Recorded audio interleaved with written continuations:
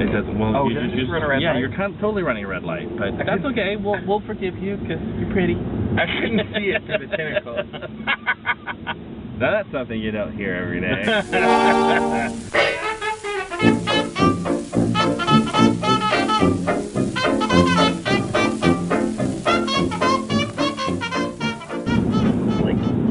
Everybody has gotten pissed off at our celebrities for speaking up. Like celebrities. They're human beings just like everybody else. They have a right to an opinion. They shouldn't use their platform to talk about government. But radio hosts do it all the time. Yeah. Well, and so do normal people who are celebrities. The other part of it that I was thinking of is you fucking elected a celebrity. Yeah, I mean, that is them popular. That is their only his only credential is that he's a rich guy. Well, I don't know if he's liked.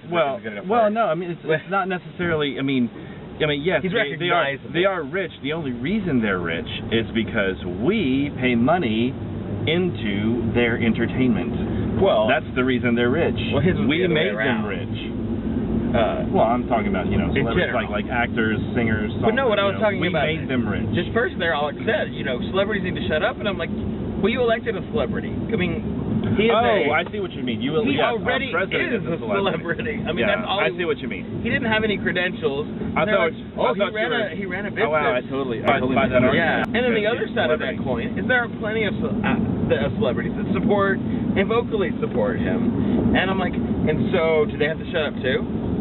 Oh no, of course not. If it agrees with me, it's fine. If it doesn't agree with me, then they need to shut up. Yeah, that's her logic. And who? Tomi Lahren. I was actually thinking about her on the way over here. God, I fucking hate her. I just want to punch her in the face because that's completely fake. It's totally fake. Oh, so do you think she actually believes her? No, I don't think she believes a fucking word she says. Well, no, it's interesting that you should say that because I don't know if you've seen any of the answer videos to her.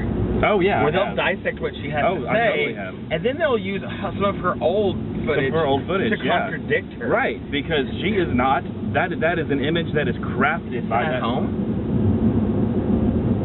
Coming soon. Oh no, it's a Jovies. Yes, a Jovies. Oh, cool.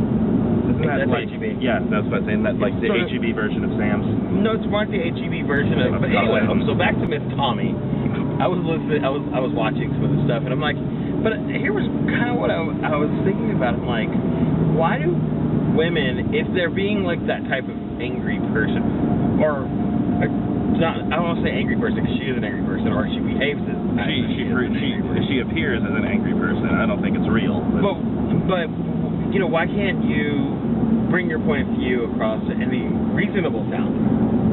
I mean, does it make you somehow more that doesn't pay the bills. Plausible to That doesn't pay the bills. Sensationalism pays the bills. Like, I don't know if she's a state legislator or a member of Congress from Arizona who wanted to pass a law requiring everyone to go to church.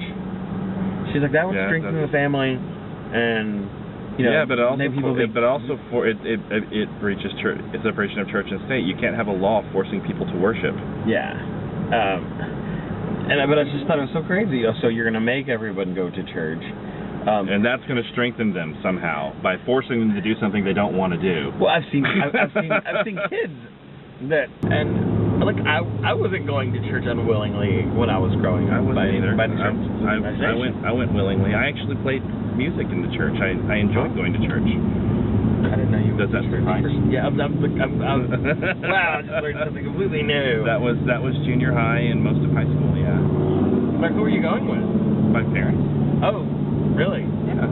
We went to the St. Joseph's Episcopal Church in Thibodaux, and for a while it was down the street from our house, so we could walk there. Celebrities have been talking about causes for as long as we've had. And they have every right to do so. I mean, we do it. We use a different forum. We use social media. Right. They have the right to stand in front of people at a award ceremony and make a political statement just as much as we have a right to do it on social media and force our friends to look at our opinions. You're right. Beat them over the head. Beat them over the head with it. Oh, and then let's not, and then put fake news up for them. Yeah. I think that'll probably end up being fucking. Well, I need to stop saying bad words. I mean, children may listen to it. I doubt it. I kind of hope they do. Me too. But I think fake news will probably be one of the top 10 words of this year. Oh, absolutely. It wouldn't surprise me if it gets added to Oxford. You know what's interesting, and this is something that has been pretty much across the board amongst my circle of friends, but our senior year English teacher tends to be the teacher that made the most impact and the one that we remember the most. You could have actually turned right there. I wondered, and I didn't want to not do the right thing. Well, my senior English teacher, her name was Mrs. Knight. We all called her Sally, though. I don't think we called her Sally to her face, but we always referred to her as Sally because her name was Sally Knight. She was very strict. She was very tough on our papers. But the first paper we turned in, I can't even remember what the subject matter was, but after we got our papers back, she had this long speech about plagiarism. Oh, goodness. Yeah. And this was well before the internet. Oh, yeah. Yeah. I mean, I think it would have existed in the late 90s, but we didn't have access to it. Or the late 80s. But then when I got my paper, there's all these questions. Where did you find this theory? Where did you get this? This stair-step thing. And I'm like, I'm a total bullshitter. Like, I wrote all that straight out of my head. Like, I was too lazy to go and try to find some source or material for it. My senior English was AP English, so it was advanced placement English. So it took the place of my first 2 college courses of English. So I got to skip straight into English 103. I could skip 101 and 102. But my teacher was Miss Granier, and I don't remember her first name. I think I only heard it one time. I always called her Miss Granier. But she was just this cool sort of ex-hippie chick, and we only had like 10 people in our class. So we would sit and we'd take our desk and put it in a circle, and then she'd sit at one of the desks with us, and so we would read the poem to ourselves, and she's like, okay, now someone read it out loud. And so someone would volunteer and we'd read it out loud. And she's like, okay, now we're going to take it stanza by stanza. So we'd read one stanza, and she's like, okay, what does that mean? What do you think that means? You know, and we'd discuss it. And there were no wrong answers. Well, she was like, this is your interpretation of it. What do you think that means? You know. No. So it was an awesome course, and I went back because I was I forget why I went back. I had to go visit her.